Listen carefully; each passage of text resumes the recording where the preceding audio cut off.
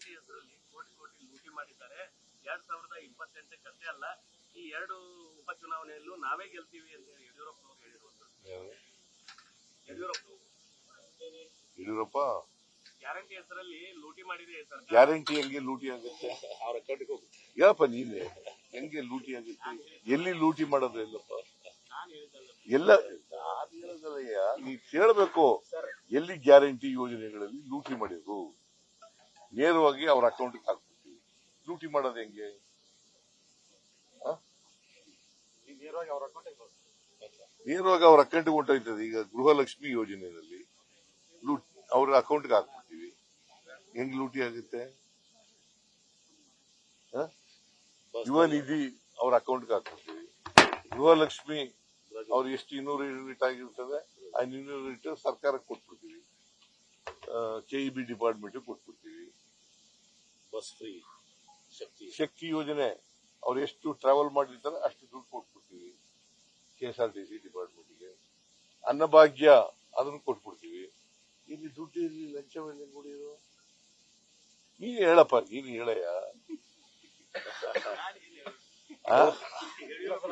ಅಲ್ಲಪ್ಪ, ಯಡಿಯೂರಪ್ಪ, ಅದಕ್ಕೆ ನಾನು ಹೇಳಿದ್ದು, ಯಡಿಯೂರಪ್ಪನವ್ರಿಗೆ ವಯಸ್ಸಾದ್ಮೇಲೆ ಸುಳ್ಳು ಹೇಳಬಾರ್ದು.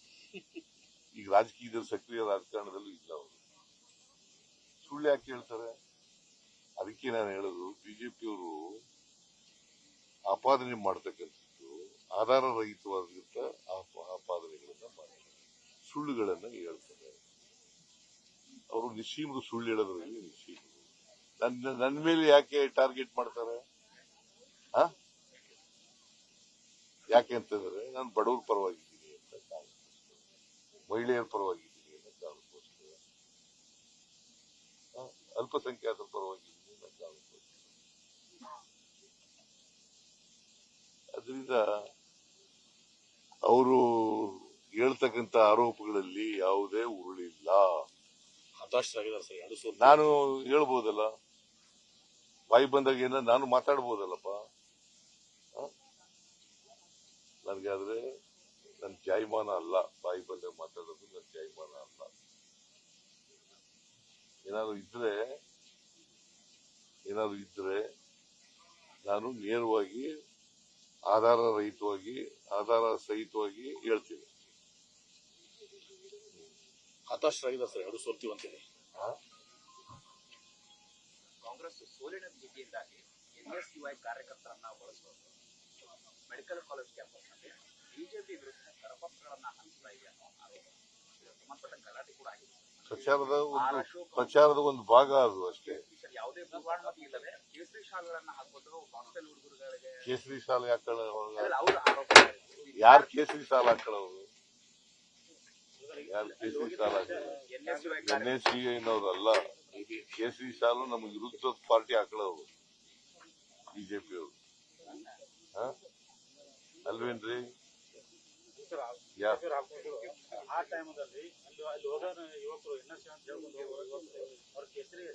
ಅವೆಲ್ಲ ನಾನು ಅದೇ ಹೇಳದ್ನಲ್ಲ, ಇವು ಆಧಾರ ರಹಿತವಾದಂತ ಆರೋಪಗಳು. ನೀತಿ ಸಂಹಿತೆ ಉಲ್ಲಂಘನೆ ಅಂತ ಪ್ರಕರಣ ದಾಖಲಾಗಿದೆ. ಇಲ್ಲಿ ಅವರೇ ಕಳಿಸಿರ್ಬೇಕು ಬೇಕು ಅಂತ. ಇಲ್ಲ ಸರ್, ಅವರು ಹುಡುಗರು ಒಪ್ಕೊಂಡಿದ್ದಾರೆ ಸರ್. ನಾವು ವಿದ್ಯಾರ್ಥಿಗಳು ಜಾಗೃತಿ ಮೂಡಿಸ್ಲಿಕ್ಕೆ ಹೋಗಿದ್ವಿ ಅಂತ ಹೇಳಿದ್ದಾರೆ ಸರ್. ಬಟ್ ಅದರಲ್ಲಿ ಏನಾಗಿದೆ ಅಂದ್ರೆ, ಕರಪತ್ರದಲ್ಲಿ ಬಿಜೆಪಿ ವೋಟ್ ಹಾಕಿದ್ರೆ ನೀವು ಜೈಲು ಸೇರಿಸ್ತೀರಿ ಅನ್ನೋ ಕರಪತ್ರದಲ್ಲಿ ಪ್ರಿಂಟ್ ಮಾಡಿಸಿ ಹಂಚಿದ್ದಾರೆ ಸರ್. ಅವ್ರ ಮೇಲೆ ಕ್ರಮ ತಗೊಳ್ಳಿ. ಯಾರ ಮೇಲೆ ಹಂಗ್ ಮಾಡಿದ್ದಾರೆ ಅವ್ರ ಮೇಲೆ ಕ್ರಮ ತಗೊಳ್ಳಿ. ಆರ್ ಅಶೋಕ್ ಅವರು ಚುನಾವಣಾ ಅಧಿಕಾರಿಗಳಿಗೆ ದೂರು ಕೊಟ್ಟಿದ್ದಾರೆ. ದೂರಾರು ಕೊಡ್ಲಿ, ಏನಾರು ಕೊಡ್ಲಿ, ಅವ್ರ ಮೇಲೆ ಕ್ರಮ ತಗೊಳ್ಳಿ. ಕಾನೂನು ರೀತಿಯ ಕ್ರಮ ತಗೊಳ್ಳಿ. ಬೇಡ ಅಂದವ್ರು ಯಾರು ಆತರ ಮಾಡಿದ್ದಾರೆ? ಅವರು NSUI ಅಂತ ಒಪ್ಕೊಂಡಿದಾರ? NSUI ಕರಪತ್ರ ಹಂಚಿದೀವಿ ನಾವು ಅಂತ ಜಿಲ್ಲಾಧ್ಯಕ್ಷರೇ ಪೊಲೀಸ್ ಸ್ಟೇಷನ್ ಅಲ್ಲಿ ಒಪ್ಕೊಂಡಿದ್ದಾರೆ. ಯಾರು? ನಿಮ್ಗೆ ಹೆಂಗ್ ಗೊತ್ತಾಯ್ತು? ಮಾತನಾಡಿದ್ದಾರೆ ಸರ್ ಅವರೇ, ಪೊಲೀಸರ ಬಗ್ಗೆ ಮಾತನಾಡಿದ್ದಾರೆ. ನನಗ್ ಗೊತ್ತಿಲ್ಲ ಅವ್ರು ಯಾರು ಅಂತ ಕೇಳಿಲ್ಲ, ನಾನು ನೋಡೇ ಇಲ್ಲ ಅವ್ರನ್ನ ಯಾರು ಅಂತ. NSUI ವಿದ್ಯಾರ್ಥಿಗಳು ಏನು ಅಂತ ನಂಗೆ ಗೊತ್ತಿಲ್ಲ. ಅವ್ರು ಗೊತ್ತಿಲ್ಲ, ಅವ್ರು ಯಾರು ಅಂತ ಗೊತ್ತಿಲ್ಲ. I do not know. ನಾವು ಯಾರನ್ನು ಕೂಡ NSUI, is it not a fact that medical college ಕೊಟ್ಟಿರೋದು, ಗೌರ್ಮೆಂಟ್ ಮೆಡಿಕಲ್ ಕಾಲೇಜ್ ಕೊಟ್ಟಿರೋದು ಅವ್ರ್ಯಾಕೆ ಕೊಡ್ಲಿಲ್ಲ? ಅವ್ರ್ಯಾಕೆ ಫ್ರೀ ಕೊಡ್ಲಿಲ್ಲ? 4 ವರ್ಷ ಇದ್ರಲ್ಲಪ್ಪ ಅಧಿಕಾರದಲ್ಲಿ, ಅವ್ರ್ಯಾಕೆ ಗೌರ್ಮೆಂಟ್ ಮೆಡಿಕಲ್ ಕಾಲೇಜ್ ಕೊಡ್ಲಿಲ್ಲ? ಜಯಂತಿ ಮಠ್ MLA ಇದ್ರು ಅದಕ್ಕೆ ಕೊಡ್ಲಿಲ್ವಾ? ಅವರು ಪ್ರೈವೇಟ್ ಮೆಡಿಕಲ್ ಕಾಲೇಜ್ ನಡೆಸ್ತಾರೆ ಅದಕ್ಕೋಸ್ಕರ ಕೊಡ್ಲಿಲ್ವಾ?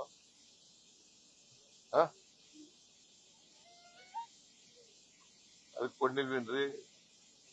ಅವ್ರು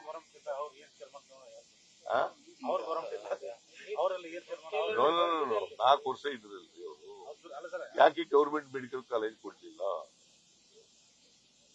ಬಾಗಲಕೋಟೆಗೆ ಗೌರ್ಮೆಂಟ್ ಮೆಡಿಕಲ್ ಕಾಲೇಜ್ ಬೇಕಾಗಿತ್ತ ಬಿದ್ವಾ? ಅಗತ್ಯ ಇತ್ತು. ಅದನ್ನು ಕೊಡಿಸ್ತವ್ರು ಯಾರು? ನಾನ್ ಘೋಷಣೆ ಮಾಡಿದೆ, ಕೊಡಿಸ್ತವ್ರು ಯಾರು? ಪ್ರಯತ್ನ ಪಟ್ಟವರು HY ಮೇಟಿ ಅವರು.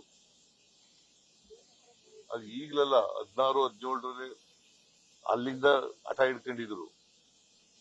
16-17 ನ್ಯೂಸ್ ಫಸ್ಟ್ ನಿರ್ಭೀತಿಯಿಂದ ನಿಮ್ಮ ಪರವಾಗಿ.